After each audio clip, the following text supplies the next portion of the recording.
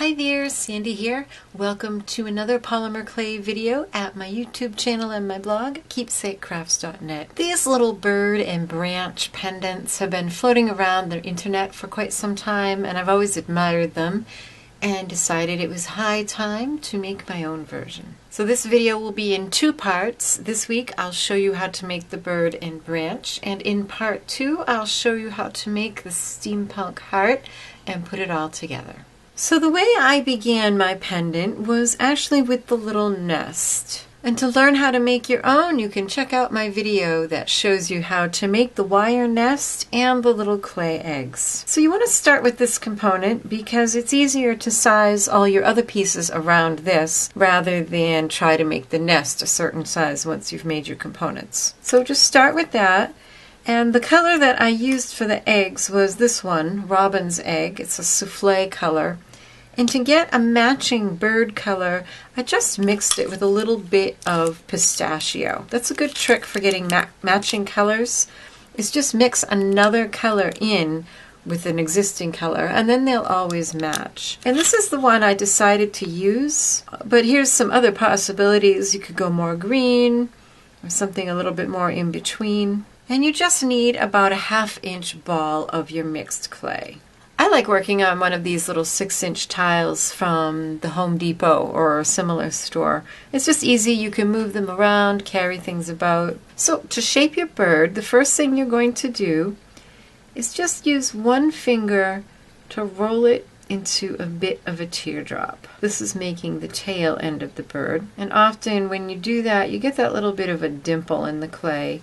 You can just use your fingers and kind of smooth it over. Next, we're going to pull the head out from the other end. And you just want to use your fingers and kind of pinch and pull up just a little bit more than you think you'll want for the head of the bird. And keep it rounded. We don't want a pointy-headed bird, unless you do. So that's a pretty good start. Next, we're going to pull out the beak. That's why you wanted to pull out just a little bit more clay for the head. So the beak is coming out of that. And you just use that little V shape that you get between your fingers to kind of pinch and pull. And see, I'm turning it in circles so the beak is kind of rounded. And that is a pretty primitive shaped bird. You can refine it as much as you want, smooth it, add curves. I'm going to just place it on my work surface and flatten his tail a little. Then you can use a needle tool just to poke in an eye on either side of his head. And then for the wings, I have one of these. This is an orange wood stick or a cuticle stick, and it makes a nice little shape on the sides of the bird. So you can just press in a few of these to make the wing shapes.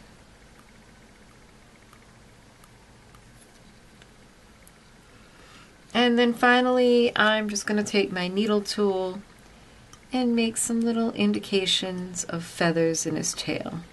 And just double check with my nest. I think that's a pretty good size proportionately. And by the way, one thing I did do, because this is a pendant and it's going to be sitting against my chest, I actually took a pair of pliers. Took this big honkin' pair of pliers, put my nest, which was round, right in there and squeezed and made it a bit more oval shape from the top. And that makes it just a bit more comfortable to wear. So my bird is ready, except that he needs a stringing hole. So I'm going to position him on the nest. You can see why it's really helpful to have your nest done first. Decide where I want the hole to be. And just, don't worry, it didn't hurt him. He didn't feel a thing. And there, the bird is all done. Next we'll make the branch, and I have here just some scraps of brown clay. I threw in a little bit of gold just because I like to. Why not have some sparkle? And this, you do want to make sure it's nice and conditioned, and then roll it out into a log.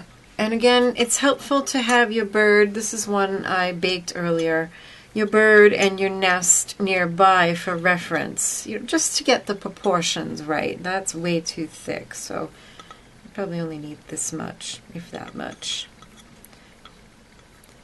So I'm just going to roll it out into a bit of a log. You can give it some twists and give it a bit of shape. On this thicker end, I'm going to cut just a notch to make kind of a forked branch.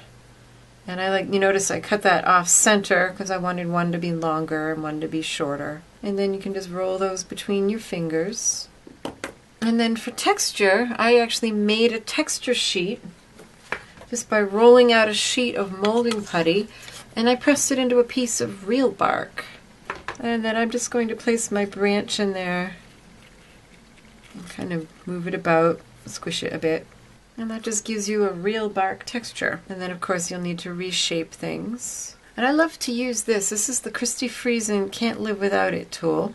And I love using this little blade end to make log texture. Just something about it just makes the perfect little lines. You can try it with a needle tool or with a razor blade. Something about this blunt edge just drags it perfectly to give a tree bark texture.